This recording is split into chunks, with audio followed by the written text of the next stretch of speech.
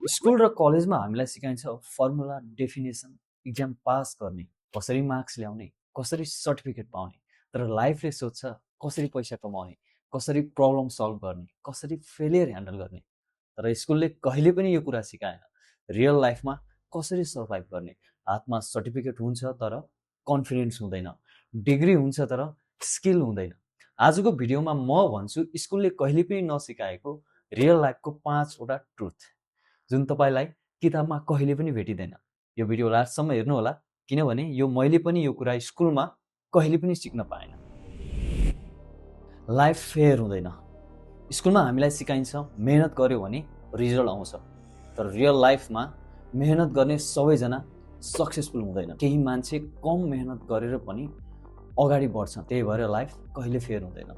तर लाइफमा फाइट गर्न सिक्नुपर्छ, त्यसको मतलब कतै गएर कुस्ती खेल्नुपर्छ भन्ने चाहिँ होइन है। स्कुलले यो कुरा पनि सिकाएन कसरी रिजेक्सन ह्यान्डल गर्ने, कसरी अनफेयर सिचुएसनमा स्ट्रङ हुने। रेस्पेक्ट तपाईको भ्यालु र स्किलले दिन्छ, सर्टिफिकेटले दिँदैन। स्कुलमा रेस्पेक्ट मिल्छ मार्क्सको बेसिसमा, टपरलाई ताली, फेल भएकोलाई साइलेन्स। तर रियल लाइफमा कसैलाई फरक पर्दैन।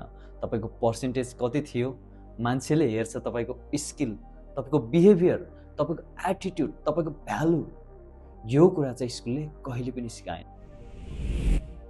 सबैजना तपाईको साथी हुँदैनन्। स्कुलमा भन्छन् सबैसँग राम्रो बिहेभ गर्नुहोस्। राम्रो हो, म मान्छु यो कुरा, तर रियल लाइफमा सबैजना तपाईको राम्रो चाहने हुँदैनन्। केही मान्छे युज गर्न आउँछन्, टाइम सकिएपछि छोडिदिन्छन्। स्कुलले कहिले पनि सिकाएन यो कुरा, कसरी बाउन्ड्री बनाउने, कसरी रङ मान्छे चिन्ने। पैसा इम्पोर्टेन्ट छ, तर पैसाको बारेमा स्कुलमा कहिले पनि सिकाइदैन। स्कुलमा सिकाइन्छ हिस्ट्री, जियोग्राफी, अल्जेब्रा, तर कहिले पनि सिकाइन पैसा कसरी कमाउने, पैसा कसरी म्यानेज गर्ने। पैसाको साइकोलोजी के हो? रिजल्ट डिग्री भएको युथ पनि कन्फ्युज, फाइनेन्सियली डिपेन्डेन्ट हुनुपर्ने अवस्था यस्तै छ। पैसा सबै कुरा होइन, तर पैसा बिना लाइफ धेरै डिफिकल्ट हुन्छ।